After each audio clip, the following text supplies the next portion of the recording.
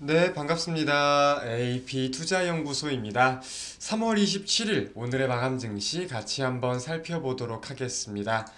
자, 금일 국내 증시 보합권 중심의 상반된 모습을 보이며 마감되었습니다. 코스피는 0.24% 하락 마감하였지만 코스닥은 0.43% 상승 마감하는 모습을 보였는데요. 실상 오늘도 그렇고 최근 들어 국내 증시 흐름을 보면은 코스피 같은 경우는 동일한 구간에서의 혼조세가 이어지고 있고 코스닥 같은 경우는 계속해서 좀 고점이 좀 종가가 올라가고 있는 흐름들이 보이는 것 같아요. 그래서 코스닥의 경우는 오늘 827.69포인트를 기록하면서 마감이 되었는데 480선에 맞닥뜨린 적은 한 번도 없었습니다. 그 부근까지 상승을 한 적은 없었지만 맞닥뜨린 적은 단 한 번도 없었어요, 최근에. 근데 오늘 그 자리를 맞닥뜨리면서 내일 돌파 눌림에 대한 방향성이 좀 나올 수도 있으려나 이런 생각을 하게 되는 움직임을 보였습니다. 분봉상 흐름 살펴보면은 코스닥의 경우가 코스피보다 오후 중에 계속해서 좀 고점을 돌파하는 흐름들을 보이면서 상승한 점 살펴볼 수 있을 것 같고요. 실상 시장의 화두에 올라 있는 내용은 계속해서 명백하게 동일합니다. 이제 지역 은행들에 대한 세계적인 이슈를 살펴볼 수가 있겠는데, 미국 증시 같은 경우는 제가 지난주에도 언급을 드렸던 대로 이 지역 은행들에 대해서 뭐 고위 위원들의 언급이라거나 무언가 지원책에 대해서 굉장히 일희일비하는 흐름들이 이어지고 있습니다. 하지만 이 흐름을 국내 증시가 고지 곧대로 따라받느냐 라고 말한다면 그거는 좀 아니지 않나 라고 생각이 들어요.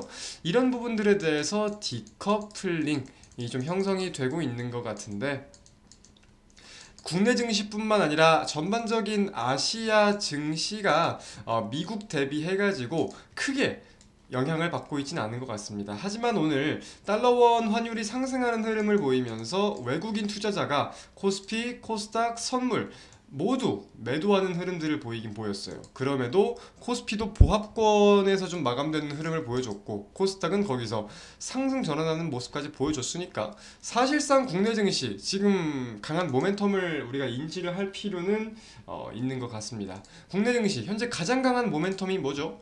결국은 2차 전지인 건데, 오늘 2차 전지 중에서 최근에 지수의 상승을 계속해서 견인했다고 할 수 있는 종목 에코프로와 에코프로 BM을 따져볼 수 있을 겁니다. 근데 이 두 종목이 오늘은 약세를 보였어요. 그리고 에코프로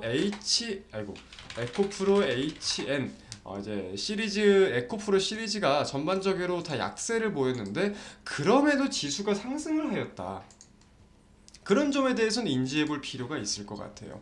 일단 끊이지 않는 2차 전지의 순환매에 대해서도 생각해 볼 수 있겠지만, 오늘 LG 에너지 솔루션의 미국 애리조나주 투자에 대한 기사들이 좀 올라왔는데, 기존적으로도 투자는 예정이 되어 있었습니다. 기존적으로도 투자는 예정되어 있었는데 시장에서 전망을 하고 기존의 LG 에너지 솔루션에서 언급을 했던 것보다 1조 7천억 원에서 7조 2천억 원으로 이 규모가 엄청나게 늘어난 거죠. 그래서 투자 규모를 기가와트시로 따져본다고 하면 11기가와트시였는데 이게 43기가와트시로 늘어났다라는 점.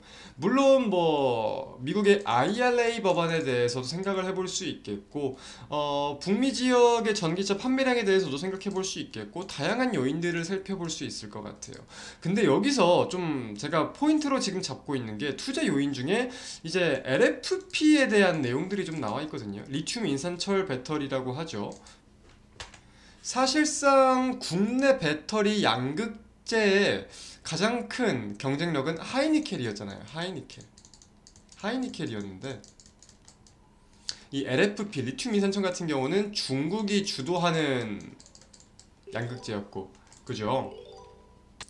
근데 테슬라를 포함해서 뭐 포즈도 그렇고 이제 다양한 전기차 업체들이 LFP를 채택을 하거나 무언가가 LFP 비중을 올리려는 이 움직임들이 보이다 보니까 국내 셀 3사도 뭐 하이니켈에 대한 장점은 기존적으로 계속해서 유지를 하겠지만 LFP에 진출을 하겠다는 입장들을 보이고 있거든요. LG 에너지 솔루션의 이번 투자에도 어느 정도 좀 포함이 된 것 같고, 그래서 그런 점에 대해서 중국과 우리 한국이 견줄 수 있겠느냐라는 점을 우리가 인지를 좀 할 필요가 있을 것 같아요. 사실 LFP의 가장 큰 강점이라고 하면은 첫 번째 가격이겠고, 두 번째는 안전성입니다. 하이니켈에 비해서 화재가 거진 안 난다고 하죠.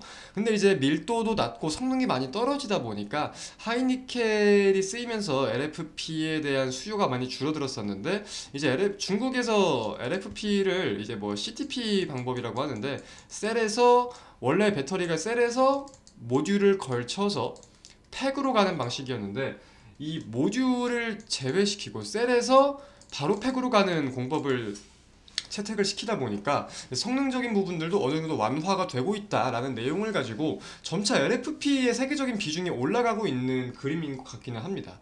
그런 점에 대해서 따져볼 때 사실 중국 같은 경우는 이제 뭐 리튬과 관련해 가지고 리튬 인산철이잖아요. LFP가 리튬 인산철, 리튬 지분을 좀 갖고 있는 광산들도 꽤나 있고 환경이 굉장히 우호적이기는 해요. 그리고 계속해서 이 리튬 인산철 시장을 좀 지배해온 영향들이 있기 때문에 한국 시장이 진출을 한다고 해서 무조건 따라잡을 수 있다라고 생각을 할 수는 없을 겁니다. 근데 우리가 좀 따져봐야 되는 내용은 분명히 뭐겠냐?